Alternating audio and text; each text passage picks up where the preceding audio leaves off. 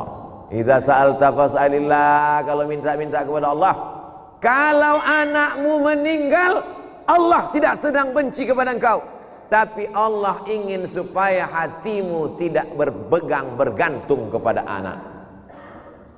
Anak Nabi Muhammad SAW, Al-Qasim meninggal, Abdullah meninggal, Ibrahim meninggal, Zainab meninggal, Ruqayyah meninggal, Ummu Kulsum meninggal. Anak Nabi 6 meninggal ketika dia masih hidup. Kalau ayahmu meninggal, bukan Allah tak sayang kepadamu, tapi Allah ingin supaya hatimu hanya bergantung kepada Allah. Sebagaimana Allah membuat meninggal Abdullah, meninggal Aminah, tak ada tempat dia bergantung kecuali hanya Allah. Alam yajidka yatima fa'awa. Kau dulu yatim, tapi kau dilindunginya. Jangan buruk sangka suudzon kepada Allah Subhanahu wa taala. Kalau kau terusir dari istana yang megah, supaya hatimu tak terikat kepada kekuasaan dan jabatan, sebagaimana terbuangnya Nabi Musa alaihissalam. Nabi Musa itu tinggalnya di istana Fir'aun. Kau tinggal di istana mana? Istana Sultan Melayu. Kau tinggal di mana? Istana Kerajaan Pasundan. Kau tinggal di mana? Aku yang paling hebat. Di mana? Istana Fir'aun. Istana Fir'aun yang masih abadi sampai sekarang. Tiang-tiangnya terbuat dari batu-batu. Saking takjubnya orang Perancis, dibawanya tiang batu itu dari Mesir, diletakkan di tengah-tengah kota Paris, Perancis. Ustadz macam pernah aja ke Paris, hampir. Begitu mendarat pesawat, hampir menjijakkan kaki ke Eropa, tak bisa masuk, naik lagi, kena deportasi. Saking kan takjubnya orang Perancis, bagaimana bisa tiang besar ini diukir? Dibawa mereka pakai kontainer, naik kapal laut, menyeberang dari Mesir, menyeberang terusan Suez, mereka bawa ke Paris, Perancis. Dan mereka tidak hanya membawa batu-batu, patung-patung, mereka bawa mumi. Mumi itu apa Pak Ustaz? Kau tontonlah Mumi Return.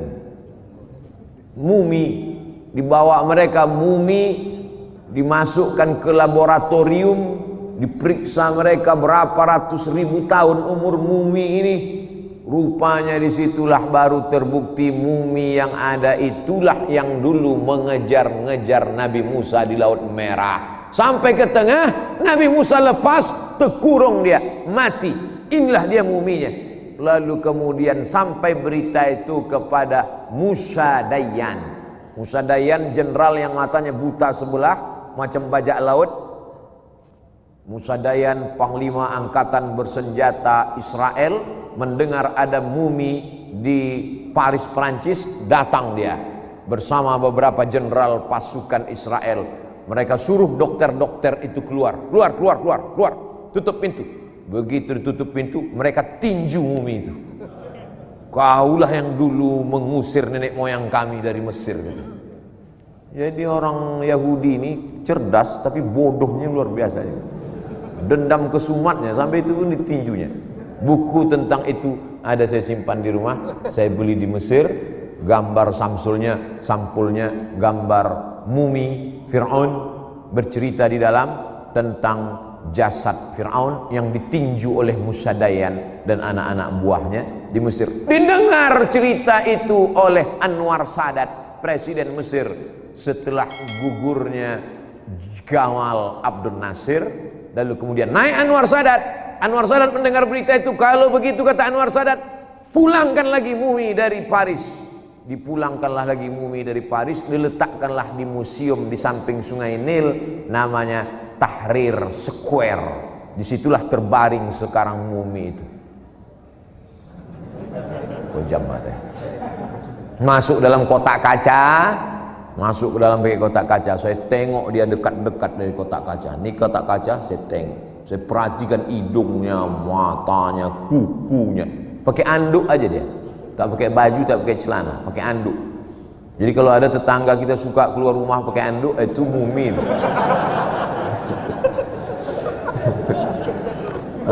Nanti sore, kau ini tadi ada disebut Ustadz Somad di Masjid Agung. Hah? Kenapa aku disebut Ustadz Somad? Kau mumi, kata dia. Mumi itu artinya ya mumi. Makanya anak-anak kita jangan diajarkan panggil mumi. Kalau nak panggil oma, oma aja. Panggil umi pun bagus. Ini sekarang banyak anak-anak mumi, mumi, kata. Mumi itu hantu. Nanti saya manggil omaknya hantu, hantu. Kemana cerita kita tadi?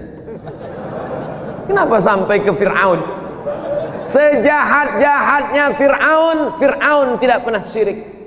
Fir'aun tidak pernah menyembah Lata. Fir'aun tidak menyembah Uzza. Fir'aun tidak pernah menyembah pokok kayu. Fir'aun tidak pernah menyembah binatang. Apa kata Fir'aun? Ana rabbukumul a'la. Aku adalah Tuhan kamu. Fir'aun tidak pernah syirik. Kenapa? Karena dia langsung mengatakan, akulah Tuhan. Lebih ngeri dari syirik lagi. Dia mengaku dirinya Tuhan. Jadi sekarang pun ada juga orang yang mengaku dirinya Tuhan. Kalau dia bisnis, dia berhasil, dagangnya untung, rumahnya besar, mobilnya mewah, datang petugas dari Badan Amil Zakat Nasional Provinsi Sumatera Selatan datang minta zakat, mengutip zakat, apa kata dia? Ini semua hasil dari etos kerja saya, ini karena saya manajemen waktunya bagus, ini karena usaha saya. Baguslah kalau gitu Pak Fir'aun. Kalau gitu kami izin dulu Pak ya. Mantap penjelasan Bapak tadi. Apa? Kau bilang aku Fir'aun? Iyalah. Apa beda cakap kau dengan cakap Fir'aun? Kau kan yang berkata ana rabbukumul a'la. Rabb itu 3. Rabb artinya mencipta. Rabb artinya merawat, menjaga. Rabb artinya memberi rezeki.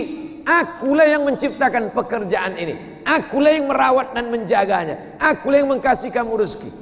Karyawan-karyawan, kalau bukan aku menggaji kalian, tak makan kalian. Kalau bukan aku yang mengasih kalian tunjangan, anak kalian tak bisa sekolah.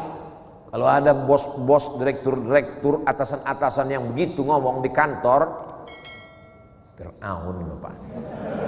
Jangan kau bilang kuat-kuat, tadi pecatnya. Buat aja update status. Alhamdulillah baru saja mendengarkan pengarahan dari Fir'aun. Tapi perhatikan juga, jangan sampai ada dia di dalam FB-mu. Kalau ada, tengoknya, akulah ini gitu ya.